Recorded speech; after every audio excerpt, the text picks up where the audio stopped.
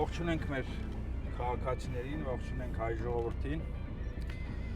Մայիսը յուրատեսակ ամիս է մեր ժողովրդի պատմության մեջ։ Գիտենք, որ մայիսին են տեղի ունեցել մայիսյան նշանավոր հերոսամարտերը, Սարդարապատի, Բաշապարանի, Ղարաքիլիսայի ճակատամարտերը եւ 1918 թվականին այս օրերին Սարդարապատ, Բաշապարան, Ղարաքիլիսա ուղղությամբ շատ թեժ մարտեր էին ընթանում։ Գիտենք, որ 1917 թվականի հեղափոխությունից հետո ռուս-թուրքական ռազմաճակատը փլուզվել էր, քանի որ ռուսական զորքերը մեկ նահանջում էին, մեկ հետ էին գալիս, հետո վերջնականապես նահանջեցին եւ այդ ամբողջ հսկայական ռազմաճակատի ծանրությունը մնացել էր փոքրաթիվ հայկական ուժերի վրա եւ հայ զինվորները երզնկայից մինչեւ այստեղ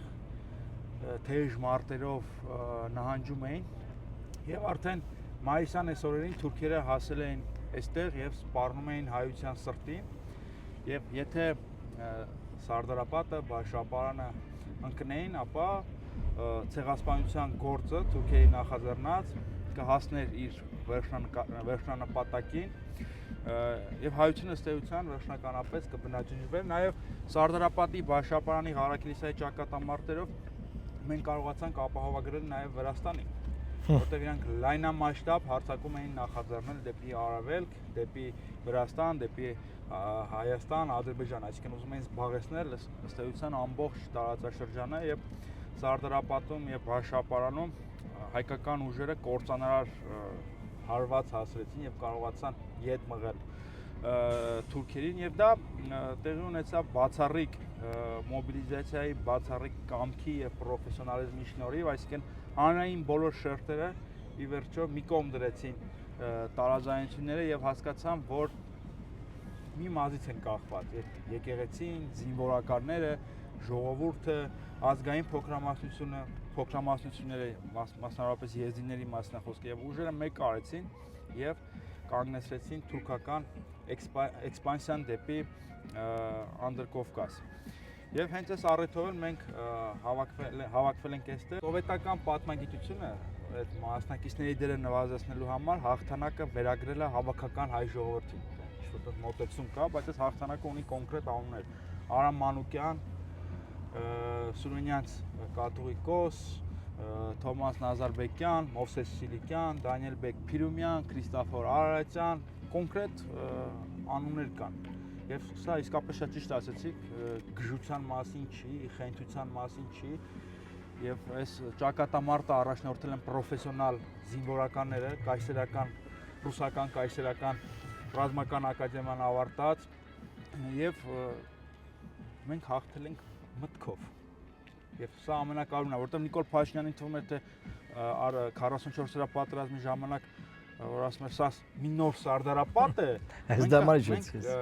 կհաղթենք, բայց այդպես չի լինելու։ Մի նոր Սարդարապատ նախաձեռնելու համար պետք է ունենալ միտք, կրթություն, հանրությանը մոբիլիզացնելու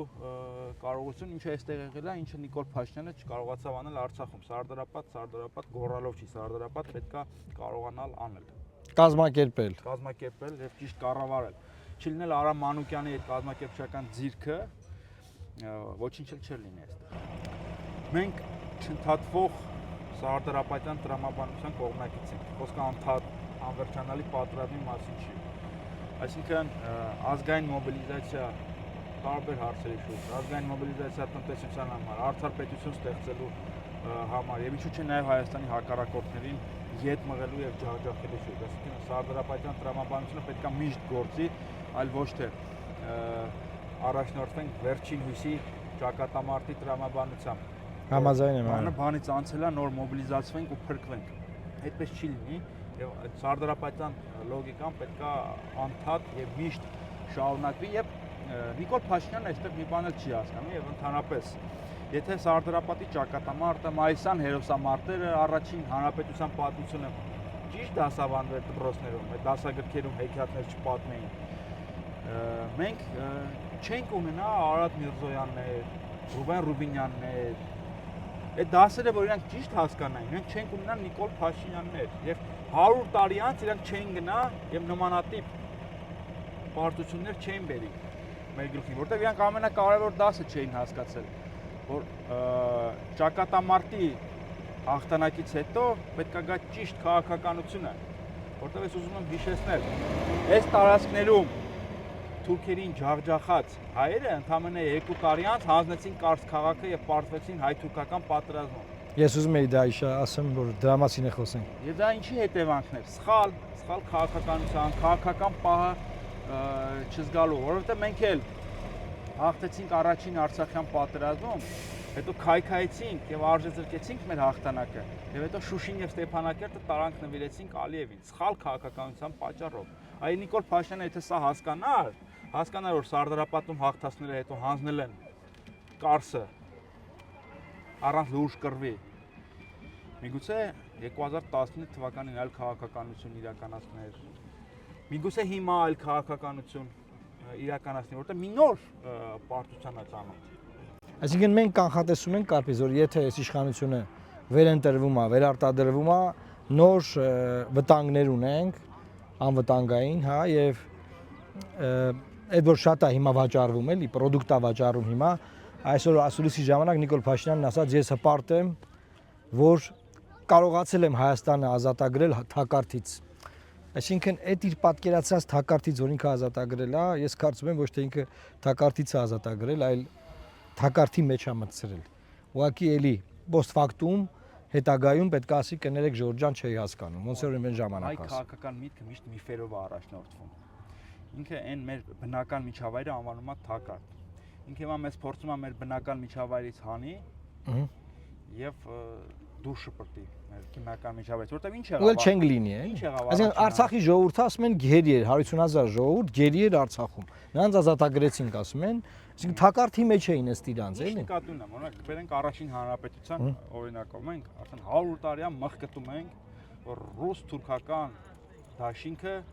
կործանեց մեր առաջին հանրապետությունը, մեր հողերը, մեր տարածքները նվիրեցին թուրքերին։ Բայց ըստ էության ինչ է եղել, էլի, Թուրքիան, Ռուսաստանը պարտվել էին առաջին աշխարհամարտում։ Ռուսաստանը դե ի սկզբանե Անտանտի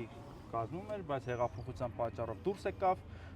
պատերազմից եւ դարձավ ըստ էության Բրեսլիտովսկի պայմանագրով պարտված կողմ։ Եվ բնականաբար Թուրքիան առանձին, Ռուսաստանը առանձին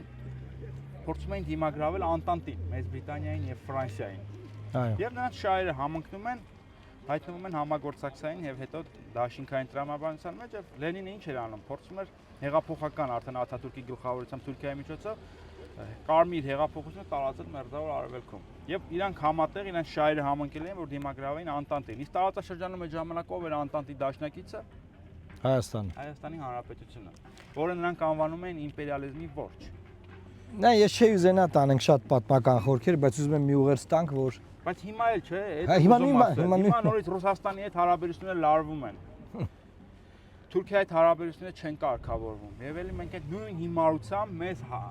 հակադիր ենք դարձնում տարածաշրջանային ուժերին, առանց հակադիր ենք դարձնում Իրանին։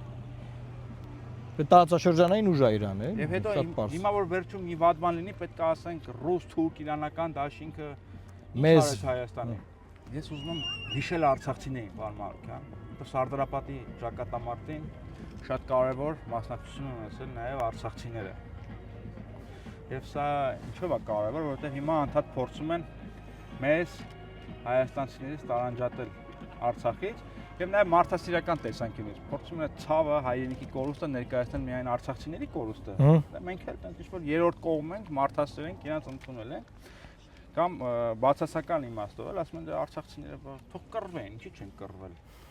Բայց ես ուզում եմ ասել, որ չկա առանձին